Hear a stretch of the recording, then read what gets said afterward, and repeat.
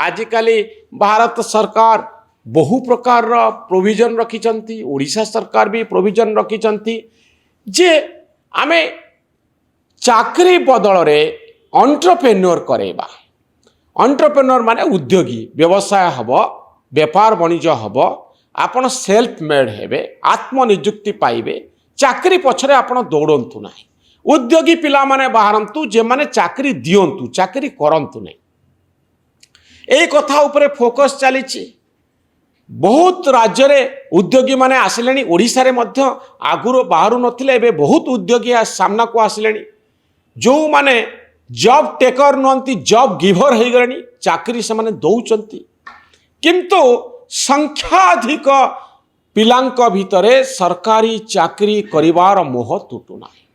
निकटरे ओडिशा सरकार सेक्रेटेरिएट पाई recruitment exam होइथिला किछि वर्ष तले जेतबळे देखाला आईआईटी रो डिग्री पाइथिबा पिला माने मध्य अप्लाई करिसंती आउ सक्सेसफुल होइसंती ओडिशा सेक्रेटेरिएट रे चाकरी करिवा पाए।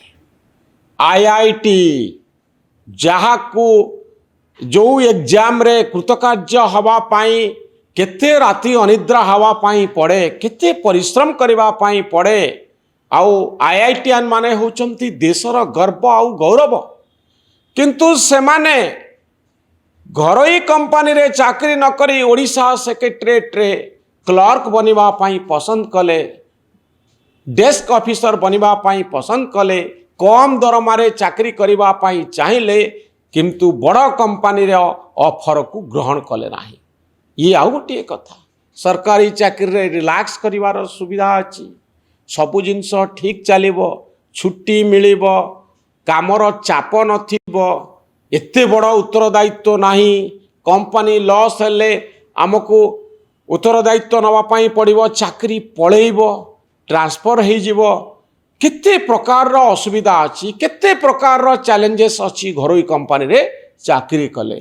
सरकारी चाकरी रे सेही भली चाप नाही प्रॉफिट लॉस कैलकुलेशन नाही टार्गेट नाही तेणु आरामदायक चाकरी होउची सरकार पाखरे चाकरी करवा आउ सेति पाई भारत वर्ष रे संख्याधिक पिला चाहती आमे सरकारी चाकरी करेबो किंतु यारी भितरे गोटे कथा आम पाखरे रही जे सरकार काम नुहे आपण को चाकरी दबा सरकार काम होची चाकरी सृष्टि करवा निज पाखरे सरकार अधिक लोकन को चाकरी दे पारिबे नाही।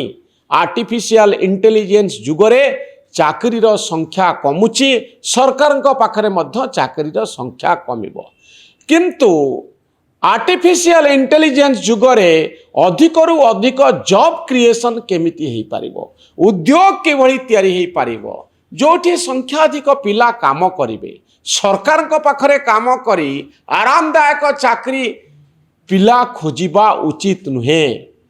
निजर श्रेष्ठत्व जदि आपण श्रेष्ठत्व को प्रतिपादन करबा पाई चाहुचंती ताहाले आपण उद्योगी बनंतु ताहाले आपण जीवन रे टार्गेट नियंतु भावंतु जे मु अधिक पैसा कमेबी मु गोटे बिजनेस पार्टनर बनिबी मु एमिति काम करिबी जे सरकारी चाकरी रे मु जेतिकी पाउची ताठरो अधिक पाइबी।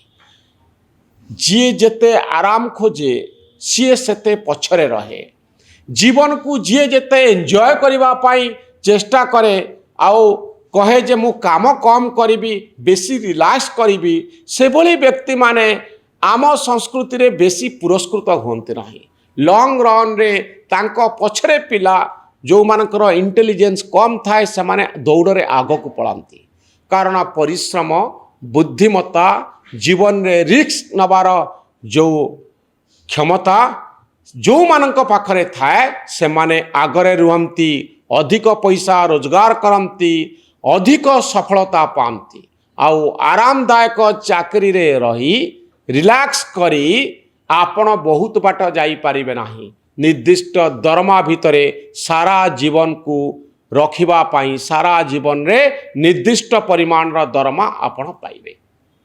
मन दुख भितरे हबो जे केते कम टंका मिलुची आम बंधु माने घरोई कंपनी रही अधिक पैसा रोजगार करुचंती ଯିଏ ଅଧିକ ରିସ୍କ ନିଏ ସେ ଅଧିକ ଲାଭବାନ ହୁଏ, ସେ ଅଧିକ ରୋଜଗାର କରେ।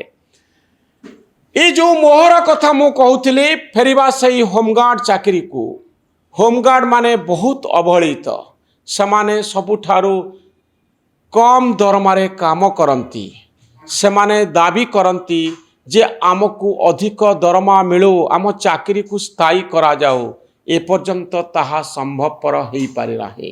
କିନ୍ତୁ ଆଜି ହୋମଗାର୍ଡ ମାନେ ଖୁସି ହେଉଥିବେ ଯେ ସେମାନେ ଯେଉଁ ଚାକିରି କରିଛନ୍ତି ସେହି ଚାକିରି ପାଇବା ପାଇଁ MBA MCA ଇଞ୍ଜିନିୟରିଂ ଡିଗ୍ରୀ କରିଥିବା ପିଲାମାନେ 8,000 ପିଲା ଆଜି ତଳେ ବସି ପରୀକ୍ଷା ଦେଉଛନ୍ତି। ଯେଉଁ ଚାକିରିକୁ ଆମେ ଗୁରୁତ୍ୱ ଦେଉନଥିଲୁ, ଗୌଣ ବୋଲି ଭାବୁଥିଲୁ, ଆମର ସମାଜରେ କିଛି ସ୍ଥାନ ନାହିଁ ବୋଲି ଭାବୁଥିଲୁ, ଆଜି ସେଇ ଚାକିରି କରିବା ପାଇଁ ସମ୍ବଲପୁରରେ 8,000 ପିଲା ଘଣ୍ଟା ଘଣ୍ଟା ଅପେକ୍ଷା କରିଛନ୍ତି ଆଉ ଏୟାର ଷ୍ଟ୍ରିପ୍ରେ ତଳେ ବସି ପରୀକ୍ଷା ଦେଉଛନ୍ତି।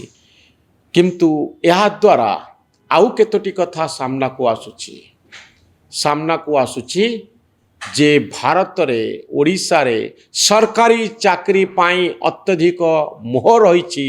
ସେଇ ମୋହକୁ ଦୂର କରିବାର ବାଟ କ'ଣ?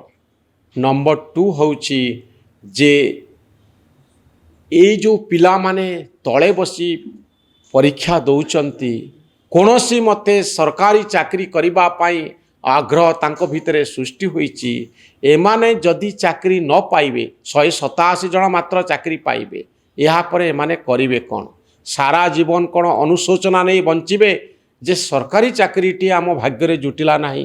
ଗ୍ରାମରକ୍ଷୀ ହେଉ ପଛେ, ହୋମଗାର୍ଡ ହେଉ ପଛେ ଆମେ ଚାକିରି କରିଥାନ୍ତୁ, ଏଇଭଳି ଭାବନା ନେଇ କ'ଣ ଏମାନେ ସାରା ଜୀବନ ବଞ୍ଚିବେ? ଏଇମାନେ ସମସ୍ତେ କ'ଣ ସରକାରୀ ଚାକିରି ପାଇଯିବେ? ଏମାନେ ସମସ୍ତେ ସରକାରୀ ଚାକିରି ପାଇବେ ନାହିଁ। ତା ଅର୍ଥ ନୁହେଁ ତାଙ୍କ ଜୀବନ ସବୁ ମୂଲ୍ୟହୀନ। ଯେଉଁମାନେ ସରକାରୀ ଚାକିରି ପାଆନ୍ତି ସେମାନଙ୍କର ଜୀବନ ହିଁ ଗୌରବପୂର୍ଣ୍ଣ। ଏଭଳି ଭାବନା ଠାରୁ ଆମେ ଦୂରକୁ ଯିବା। ନିଜର ବୁଦ୍ଧି, ନିଜର ବିଶ୍ୱାସ ବଳରେ ଆମେ ଉପରକୁ ଉଠିବା। ଆଉ ଘରୋଇ ଚାକିରି, ସରକାରୀ ଚାକିରି, ଆରାମଦାୟକ ଚାକିରି, ରିସ୍କ ନ ନେଇ ବଞ୍ଚିବାର ଚାକିରି, ଏସବୁ ଭିତରେ, ଏ ମୋହ ଭିତରେ ଯିଏ ଯେତିକି ଘାଣ୍ଟି ହେବ ସିଏ ସେତିକି କଷ୍ଟ ପାଇବ ଆଉ ସେ ସେତିକି ପଛରେ ରହିବ। ଯିଏ ନିଜ ଉପରେ ବିଶ୍ୱାସ ବଢ଼େଇବ, ସବୁ ପରିସ୍ଥିତିକୁ ସାମ୍ନା କରିବ, ଅଧିକ ରିସ୍କ ନେବ, ନିଜର ସ୍କିଲ୍କୁ ବଢ଼େଇବ, ସିଏ ହିଁ ଆଗକୁ ଯିବ। ନହେଲେ ସରକାରୀ ଚାକିରି ଖୋଜୁ ଖୋଜୁ ସମୟ ପଳେଇବ ଆଉ ଚାକିରି ସେମିତି ପଦ୍ମ ଘୁଞ୍ଚିଲା ପରି ଆଗକୁ ଯାଉଥିବ, ପଛରେ ଗୋଡ଼େଇବା କେବଳ ସାର ହେବ।